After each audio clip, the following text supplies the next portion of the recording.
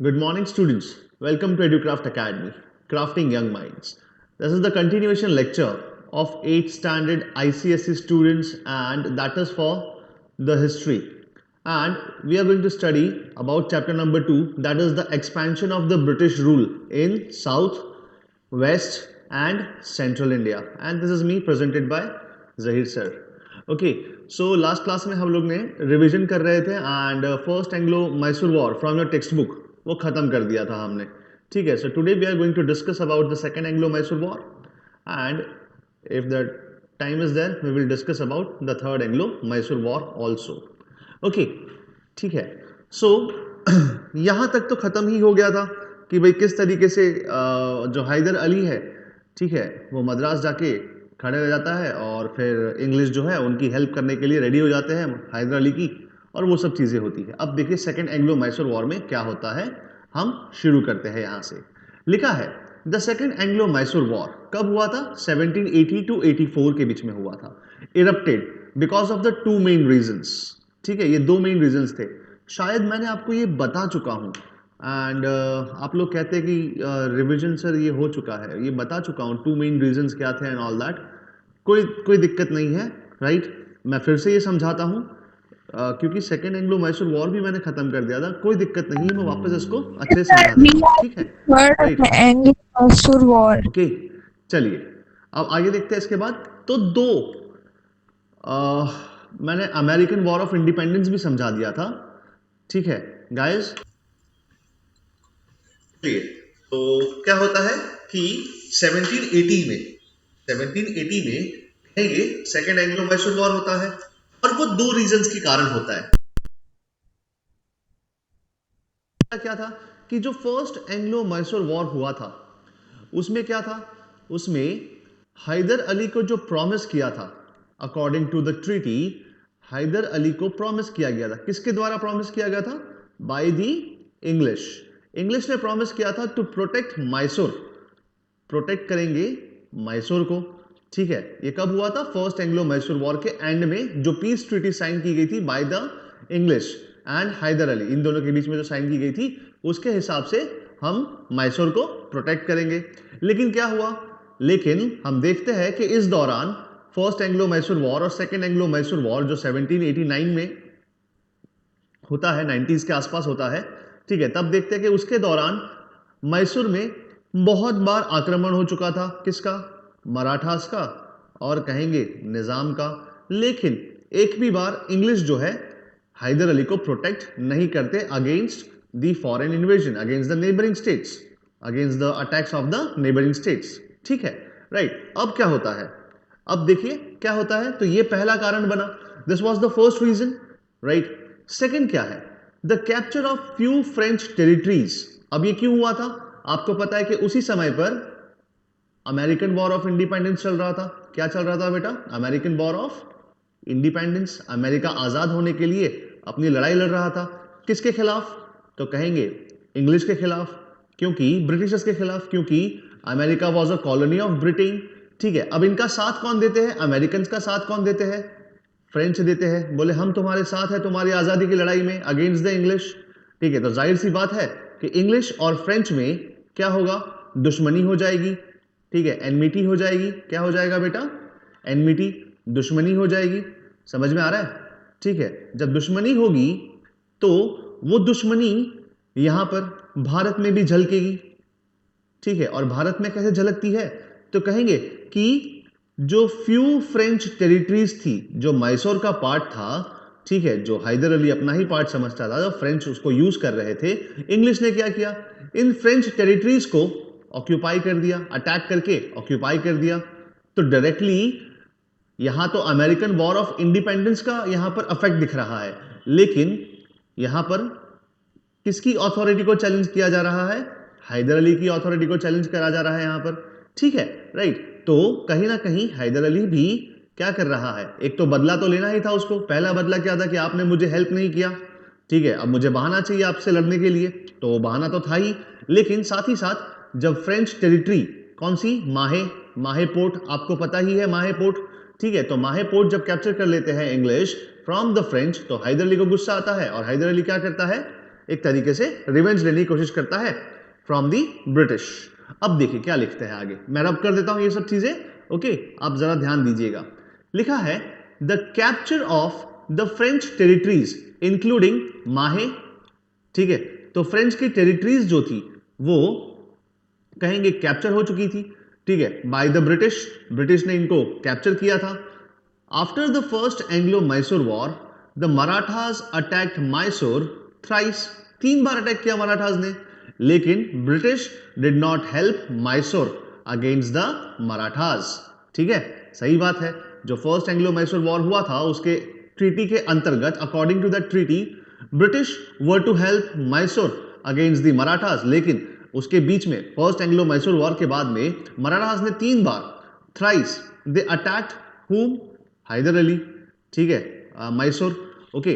तो होता क्या है यहां पर कि ब्रिटिश ने इनको हेल्प नहीं किया, so this was a breach of the treaty, breach का मतलब उल्लंघन, ठीक है, जो वादा किया है, जो ट्रीटी की है वो निभाया नहीं आपने, तो दिस वाज द उल्लंघन, this was the breach of the treaty they had signed with Hyder Ali after their defeat in the first Anglo-Mysore War to take revenge from the British। अब देखो कहीं ना कहीं हैदर अली के मन में क्या चल रहा है, चल रहा है कि मैं ब्रिटिशर्स के खिलाफ, मतलब ब्रिटिश के साथ मैं वॉर लड़ना चाहता हूं, मुझे रिवेंज लेना है, मुझे बदला लेना है, क्योंकि इन्होंने मुझे धोखा दिया है, मुझसे ट्रीटी साइन की और ट्रीटी की कंडीशंस को नहीं निभाया जब मराठास ने कहेंगे कि मुझ पर अटैक किया तब, ठीक है। तो कहीं ना कहीं हैदर अली जो है वो एक रिवेंज लेने की कोशिश करता है, और इसीलिए हैदर अली क्या करता है, हैदर अली दुश्मन का दुश्मन हमारा दोस्त होता है, वो नीति तो आपको पता ही है, ठीक है, कि भाई एनिमी का एनिमी जो होता है इज अ फ्रेंड,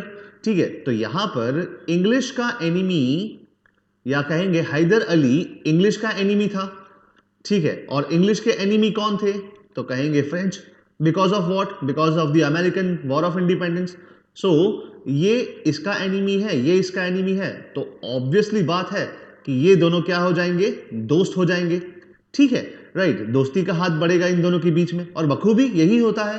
क्या होता है, to take revenge from the British Hyder Ali allied with the French who controlled Pondicherry, a few small territories of India। अब आपको जानना बहुत जरूरी है कि पौंडीचेरी कहां पर है, ठीक है, शायद आपके यहां पर मैप में दिया होगा, और दिया ही है पौंडीचेरी, ठीक है, माहे, ये सब क्या है, ये सब फ्रेंच टेरिटरीज है, ठीक है, लेकिन देखो मद्रास के एकदम करीब है ना, एकदम मद्रास के करीब, इसीलिए मैसूर हैदर अली क्या करेगा, पौंडीचेरी में जाके अपना डेरा जमाएगा और डायरेक्टली चैलेंज करेगा मद्रास को, ठीक है, मतलब ब्रिटिशर्स को, राइट, ठीक है।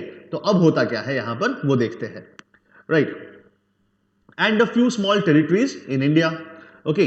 अब around this time the Americans were fighting for their independence, that is why we are going to study in the world history, that is the American war of independence, right. So इसी समय पर 1774 के आसपास, 1774 1778 के आस sorry 1778 के आसपास यहां पर अमेरिकन वॉर ऑफ इंडिपेंडेंस चल रहा था, ठीक है। The French were supporting the American war of independence, the French British rivalry in America also spilled over to India.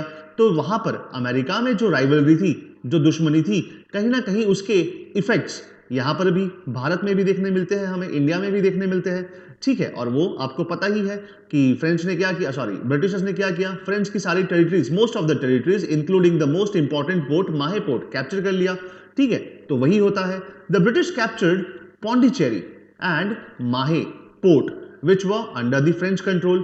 माहे was of a great strategic importance for Mysore। सही बात है, क्योंकि वहीं से सारा ट्रेड होता था, सारा स्पाइसेस, या कहेंगे कि बहुत सारी चीजें जो है, कहेंगे माहे एक बंदरगाह हुआ करता था, और उस समय में आपको पता ही है कि बंदरगाह जो है, हार्बर जो है, ठीक है, वो बहुत इंपॉर्टेंट हुआ करता था for the international trade, right. अब होता क्या है, okay, so was a great strategic importance for Mysore। Most of the Mysore's overseas trade was carried through Mahe, right, okay। so Mysore की बहुत सारी ओवरसीज ट्रेड, इंटरनेशनल ट्रेड जो है माहे से हो रही थी। Mysore was also received French arms and ammunition through माहे, सही बात है। अब वो फ्रेंच के साथ दोस्त है, आपको पता ही है कि सेरिंगपट्टनम में क्या हुआ था, ठीक है, सेरिंगपट्टनम में जो है हैदर अली ने एक आर्सेनल, हैदर अली ने क्या किया था, एक आर्सेनल को डेवलप किया था विद द हेल्प ऑफ हुम, with the help of Arsenal मतलब क्या, जहां पर असला बारूद एम्यूनेशन रखते हैं, वो आर्सेनल कहां पर डेवलप किया था, किसकी हेल्प से डेवलप किया था, फ्रेंच की हेल्प से डेवलप किया था। और हैदर अली जो है फ्रेंच से बहुत सारा वेपन्स खरीदता था अपने स्टेट के लिए, और अपने सोल्जर्स को भी यूरोपियन वॉर, जो यूरोपियन आर्ट ऑफ वॉर है, ठीक है, उसकी ट्रेनिंग देता था थ्रू फ्रेंच, ठीक है, राइट, और बहुत सारे इंग्लिश भी थे, राइट। तो क्या है यहां पर क्या होता है, तो Mysore also received French arms and ammunition through माहे, सही बात है, और ये तो बहुत स्ट्रेटेजिक इंपॉर्टेंस था माहे का। The capture of Mahe provided Hyder Ali an opportunity to settle a score with the British, ठीक है। अब यहां पर हैदर अली को बहाना मिल जाता है कि भाई ब्रिटिशर्स ने क्या किया, ब्रिटिशर्स ने माहे पोर्ट को कैप्चर किया जो एक्चुअली फ्रेंच का है, और जहां से मैसूर के सारे ट्रेड होते हैं। तो हैदर अली को एक बहाना मिल गया कि अब हिसाब बराबर, टू सेटल स्कोर का मतलब क्या है, टू सेटल स्कोर का मतलब क्या है, अब हिसाब बराबर करने का वक्त आ चुका है with the British, because Britishers ने मेरा साथ नहीं दिया था।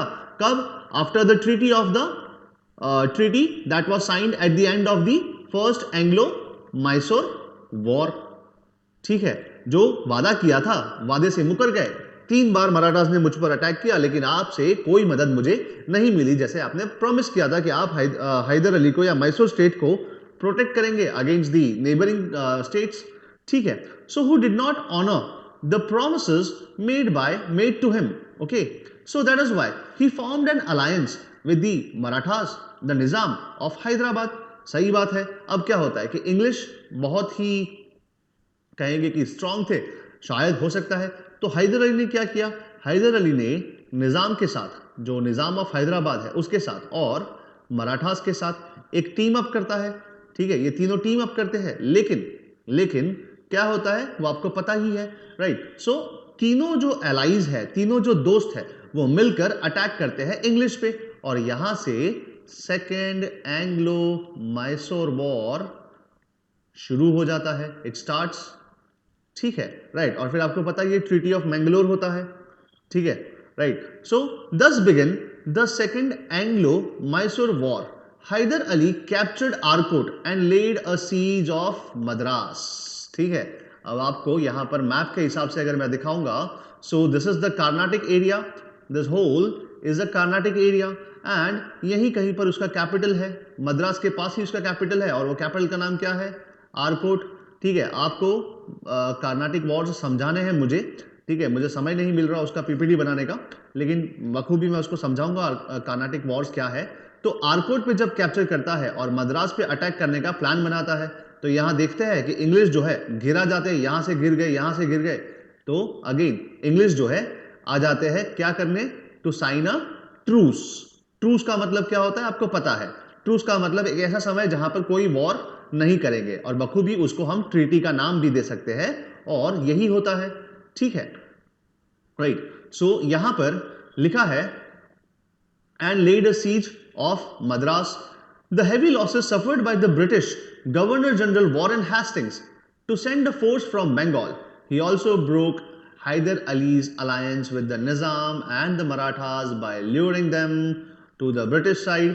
ठीक है, राइट। अब होता क्या है यहाँ पर, मतलब एक तरीके से कह सकते हैं कि जो बंगाल का जो गवर्नर जनरल था उस समय पे, वॉरेन हेस्टिंग्स, वो क्या करते हैं, वो जो है, ठीक है, यहां से बंगाल से आर्मी भेजते हैं इंग्लिश को बैकअप करने के लिए, और जो हैदर अली का जो टीम था, द मराठास एंड द निजाम, इसको तोड़ देते हैं, बोलते हैं आपको मैं क्या दूंगा, आपको मैं दूंगा टेरिटरीज, ठीक है, जब हार जाएंगे तब हम टेरिटरीज देंगे। तो आप देखते हैं कि सेकेंड एंग्लो मैसूर वॉर और first Anglo Mysore war map में देखते हैं तो मैसूर के बहुत सारे पार्ट्स जो है वो कहेंगे कि मराठास और निजाम को मिलते हैं, और कुछ पार्ट इंग्लिश को भी मिलता है, ठीक है, ये तो बखूबी आपको पता ही है, राइट। तो अब होता क्या है, मतलब एक तरीके से ब्रिटिशर्स ने क्या किया, ब्रिटिशर्स ने निजाम और मराठास को अलग करके हैदर को अलग कर दिया, वीक कर दिया, ठीक है। United we stand, divided we fall, united थे तो एकदम बढ़िया से खड़े रहते थे, अब डिवाइड हो गए तो क्या हुआ, वी फॉल, राइट, ठीक है। So a weekend Hyder Ali was defeated in several battles and he died in 1782 during the Second Anglo-Mysore War. और मैसूर वॉर के बीच में ही उसका डेथ हो जाता है। ठीक है, अब कौन आएगा? अब आएंगे, कौन आएंगे भाई साहब? अब आएंगे टीपू सुल्तान आएंगे। ठीक है, right, okay, the tiger of Mysore कहते हैं इनको, मैं आपको बता चुका हूं इसके बारे में, राइट। सो टीपू सुल्तान आते हैं और टीपू सुल्तान आकर क्या करता है? ही कंटिन्यूड द वॉर। सही बात है, जो उसके पापा ने जो वॉर कंटिन्यू किया था, तो टीपू सुल्तान भी वही वॉर कंटिन्यू करता है and finally forced the British to request for peace. ठीक है, मतलब इस बार अपर हैंड किसका था? अपर हैंड था मैसूर का। देखो दोनों बार, चाहे फर्स्ट हो चाहे सेकंड हो, दोनों बार कहेंगे कि अपर हैंड किसका रहा? तो कहेंगे मैसूर का रहा, right, what ever the circumstances Mysore का रहा। पहले हैदर अली ने क्या किया? तो ब्रिटिशर्स को मना लिया कि आप मेरी हेल्प करिए against the attack from the neighbouring states. Second में क्या होता है? टीपू का अपर हैंड होता है, टीपू बहुत ही एबल जनरल था, तो उसने आराम से ब्रिटिशर्स को हरा दिया। तो सेकंड में भी अपर हैंड किसका होता है? तो मैसूर का ही होता है। ओके, राइट, और इसीलिए क्या होता है? The war ended with the conclusion of the treaty of Mangalore between Tipu sultan and the British. और दोनों ने अपनी जो हारी हुई टेरिटरीज थी, मतलब ब्रिटिश ने जो हारी टेरिटरी वो वापस दे दी और टीपू ने जो जीती ब्रिटिश की टेरिटरीज वो वापस दे दी उनको, और return conquered territories and both sides return the conquered territories. समझ में आया बेटा? यहां तक समझ में आया? Give me a thumbs up, come on. Second Anglo Mysore war हमने रिवाइज भी कर लिया और सब कुछ हो गया। समझ में आया बेटा?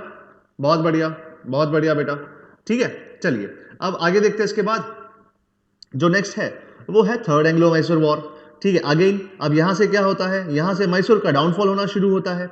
ठीक है, क्यों? क्योंकि जस्ट बिकॉज ऑफ दी कहेंगे कि English alliance of English Marathas and the Nizam. Okay, ठीक है, सो व्हाट हैपेंस हियर? अब देखते हैं यहां पर क्या होता है। लॉर्ड कॉर्नवालिस, आपको पता ही है कि बहुत सारी इनकी जो टेरिटरीज है और मतलब इनकी जो एक्सपेंशनिस्ट पॉलिसी है वो बहुत ही कहेंगे कि सेल्फिश एंड्स तक थी, राइट। तो यहां पर क्या होता है? आपको पता है राजा ऑफ त्रावणकोर, आपको पता है ना त्रावणकोर, मैंने सिखाया था, याद है? त्रावणकोर कहां पर है? आज का जो केरला है उसको त्रावणकोर कहा जाता है। ठीक है, ये रहा त्रावणकोर, देखो यहां पर त्रावणकोर है। तो एक्चुअली होता क्या है कि मैसूर लड़ने जाता है त्रावणकोर से, राजा ऑफ त्रावणकोर, लेकिन यहां पर ये दोनों की लड़ाई में कौन आ जाते हैं बीच में? कॉर्नवालिस लेके आ जाता है इंग्लिश को, ब्रिटिशर्स को लेके आ जाता है और कहता है कि मैं राजा ऑफ त्रावणकोर के साथ हूं अगेंस्ट द मैसूर। बस यही होता है। अब देखिए आगे क्या होता है। ओके, लिखा है थर्ड एंग्लो मैसूर वॉर में in 1786 Lord Cornwallis took charge as the governor general. The British were never happy with the treaty of Mangalore. क्यों? ये तो आपको पता ही है, क्योंकि सही सी बात है ना, जिसका अपर हैंड होगा, जिसका अपर हैंड होगा तो वो तो खुश होगा, लेकिन जिसका लोअर हैंड होगा, मतलब जो दबकर, मतलब जो उसके अगेंस्ट जो ट्रीटी साइन की गई थी, वो कौन थी? वो कौन थे? वो इंग्लिश थे। कौन थे बेटा? इंग्लिश। तो इंग्लिश के विल के अकॉर्डिंग ये ट्रीटी साइन नहीं हुई थी, क्योंकि यहां पर टीपू के हिसाब से साइन हुई थी। और मैंने आपको हिस्ट्री में पढ़ाया भी था कि this was the last treaty, ठीक है, जो है ना, जहां पर भारतीयों का अपर हैंड था, ठीक है, अगेंस्ट द इंग्लिश।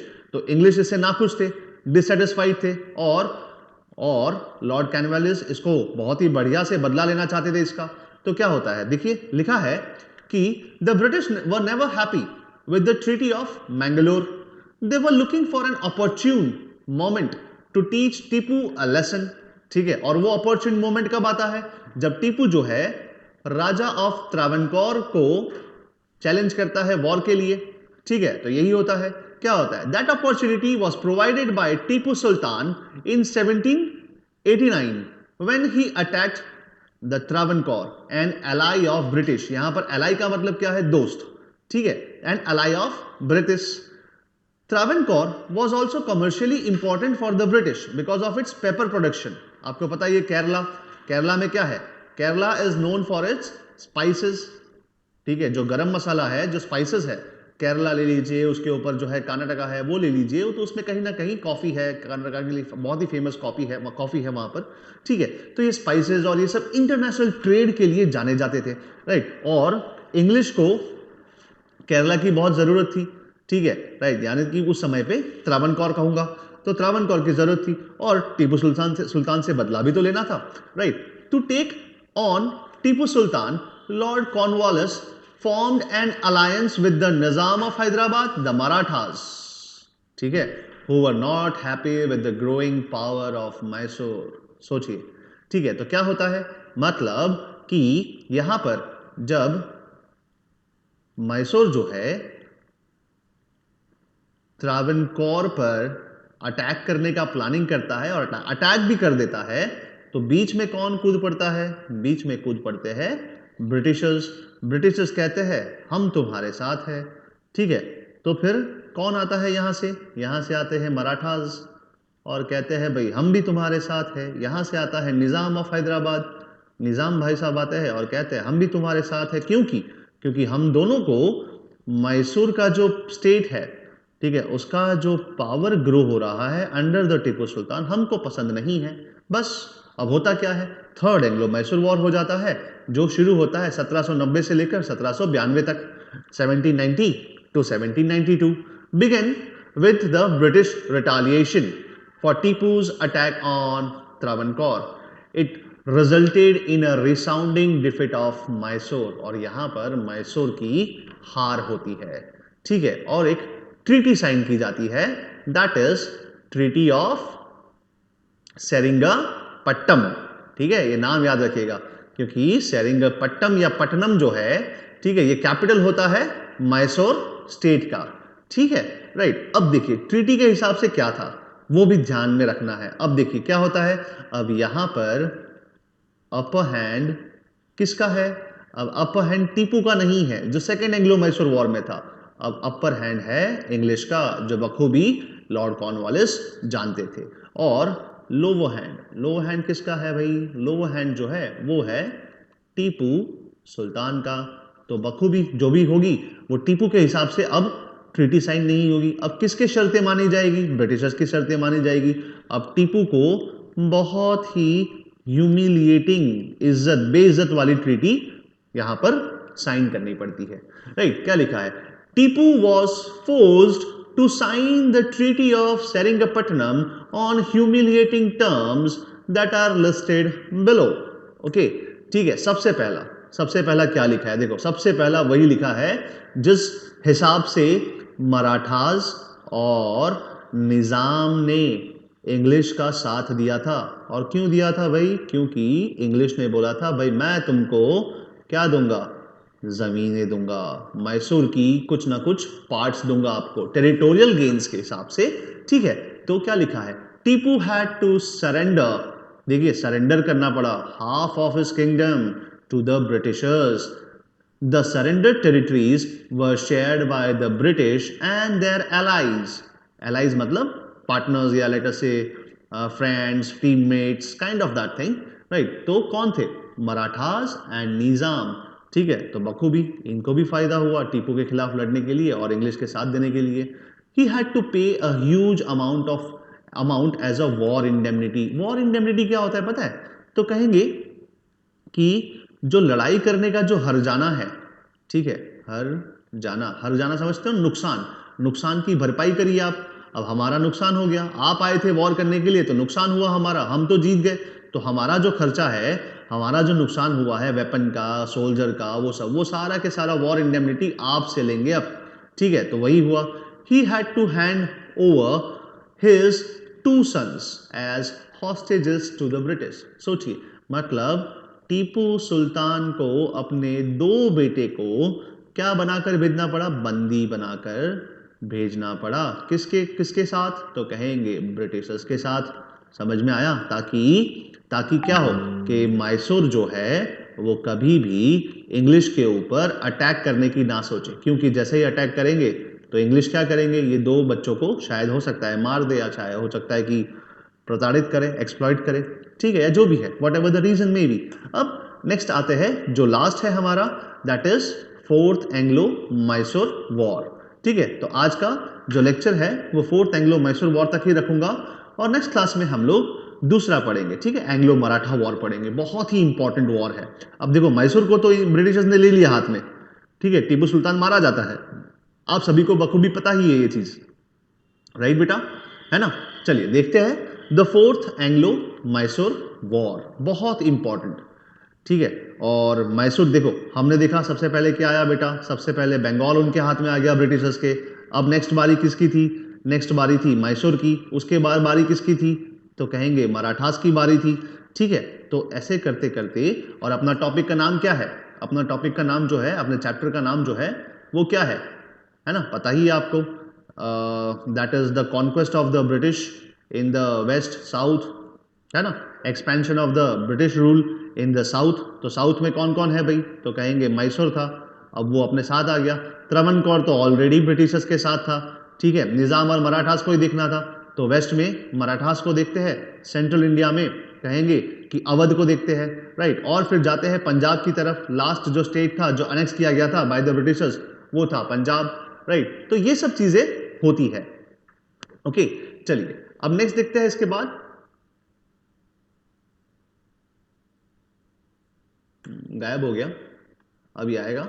ओके, चलिए आ गया। शुरू करते हैं। The fourth Anglo Mysore war, the most important one.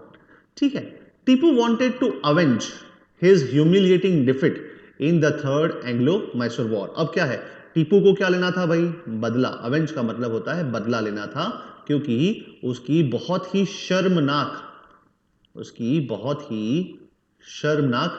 हार हुई थी। ठीक है, बहुत ही ह्यूमिलेटिंग डिफीट था, शर्मनाक हार थी उसके लिए। ठीक है, इसीलिए उसको अवेंज करना था, रिवेंज लेना था विद द ब्रिटिशर्स। और हेंस क्या होने वाला था, फोर्थ एंग्लो मैसूर वॉर होने वाला था। अब देखिए क्या लिखा है, he started preparations for the retaliation, he sought the French help. ठीक है, उसने फ्रेंच की हेल्प मांगी, सपोर्ट किया, फ्रेंच ने उसको सपोर्ट भी किया, support against the Britishers. He expanded his army and arranged the training of his soldiers in the latest warfare। ठीक है, जैसे मैंने आपको बताया, हैदर अली और टीपू सुल्तान ये दोनों क्या करते थे, अपने सोल्जर्स को कहेंगे यूरोपियन वॉरफेयर की नीति ट्रेनिंग देते थे, उसके हिसाब से ट्रेनिंग देते थे। ठीक है, तो यहां पर ही expanded his army and arranged the training of his soldiers in the latest warfare.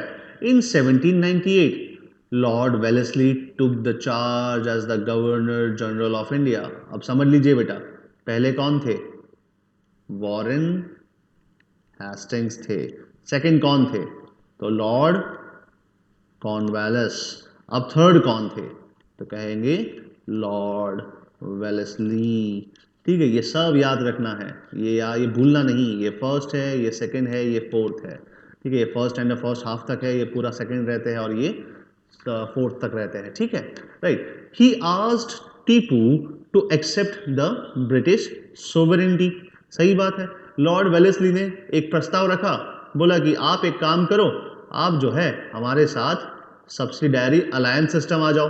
अब आपको पता है सब्सिडायरी अलायंस सिस्टम क्या है, मैंने एक छोटा सा जिस्ट दिया था आपको सब्सिडायरी अलायंस सिस्टम में, जहां पर वो सब्सिडायरी अलायंस सिस्टम कैसे काम करता है, एक स्लो पॉइजन की तरह काम करता है ना, राइट। लेकिन टीपू ने मना कर दिया, बोले कि भाई एक दिन शेर की तरह जीना बेहतर है कि 100 दिन या 1000 दिन जो है शीप की तरह जीने से, है ना, right. It is better to live one day like a tiger, yeah, like a lion, than to live 100 days like a sheep, like a goat, something like that, like a cattle। okay, तो यही वो कहता है, और कहता है on टीपूज refusal, Tipu ने मना कर दिया, बोले नहीं, मैं आपके अंदर नहीं आऊंगा, मैं आपसे आपकी सोवरेनिटी, मतलब मेरी सोवरेनिटी आपको नहीं दूंगा, मेरी संप्रभुता आपको नहीं दूंगा, मेरा जो इंडिपेंडेंस है मैं आपको नहीं दूंगा। और टीपू का जब रिफ्यूजल आता है तब क्या हो जाता है, फोर्थ एंग्लो मैसूर वॉर शुरू हो जाता है। ठीक है, किसके बीच में, between the Tipu and the British in 1799। ठीक है, in the fourth Anglo Mysore war. अब क्या हुआ, अब सीधी सी बात है कि टीपू हार जाता है, और बहुत ही वेलर से हारता है, मतलब वेलर का मतलब होता है एकदम प्राउडली हार जाता है एक तरीके से, kind of, I don't know the Hindi word for valour, लेकिन बहुत ही वेलर दिखाता है, बहुत ही मतलब मजबूती दिखाता है, और अपना जो कैपिटल है दैट इज सेरिंगपट्टनम, ठीक है, या पट्टम, उसको बचाते बचाते हार जाता है, मतलब एक तरीके से बहुत ही ज़्यादा कहेंगे एकदम मर्दानगी से लड़ता है against the Britishers, right, against हुम, अगेंस्ट द ब्रिटिशर्स। और लेकिन अपनी सोवरेनिटी नहीं हारता, बोले मर जाऊंगा लेकिन देश है जो मेरा राज्य है, ठीक है, वो ब्रिटिशर्स को नहीं दूंगा, राइट। तो यही चीज होती है, क्या होता है in the fourth Anglo Mysore war Tipu's troops were greatly outnumbered. Greatly outnumbered का मतलब क्या है यहाँ पर, मतलब कि फोर्स कम पड़ गई अगेंस्ट दी इंग्लिश। ग्रेटली आउटनंबर, ये छोटी थी और ये बहुत ही ज्यादा महाकाय सोल्जर्स, मतलब बहुत ही लंबा, मतलब नंबर ऑफ जो सोल्जर्स थे वो ज्यादा थे, ठीक है। By the combined forces of the British, the Nizam and the Marathas, the capital of Mysore, that is the Seringapatam, came under heavy attack. Tipu was killed defending Seringapatam, ठीक है, और टीपू यहां पर मारा जाता है। It was a decisive victory for the British. After the battle most of the Mysore was annexed by the British. और आपको पता ही है यहां पर अगेन वोडेयार डायनेस्टी का एक बच्चा होता है, ठीक है, जो उसी रॉयल फैमिली से बिलोंग करता था हैदर अली के पहले, उसको एक पपेट राजा की तरह, ठीक है, उसको प्लेस कर दिया जाता है और बोला बेटा ले लो हमारी तरफ से गिफ्ट, ये है आपका gift, that is SAS, right, subsidiary alliance system. अब यही होता है, लिखा है कि most of the Mysore was annexed by the British, the Nizam and the Marathas, a small part consisting of the areas around Seringapatam was handed over to a prince of Wadayar dynasty. The Mysore ruler became an ally of the British. ठीक है, right. तो यहां पर मैंने आपको fourth Anglo Mysore war तक सिखाया। कोई डाउट है यहां तक? First, second, third, fourth revision के साथ सिखाया है बेटा, ठीक है, कोई डाउट नहीं है ना? Sir, I have a doubt. Okay, अब नेक्स्ट क्लास में हम एंग्लो मराठा करेंगे, ठीक है, एंग्लो मराठा करेंगे, और साथ ही साथ एंग्लो मराठा के साथ हम लोग सब्सिडायरी अलायंस सिस्टम भी देखेंगे। Okay, right. सो प्रिपरेशन अच्छा है कल ज्योग्राफी के लिए?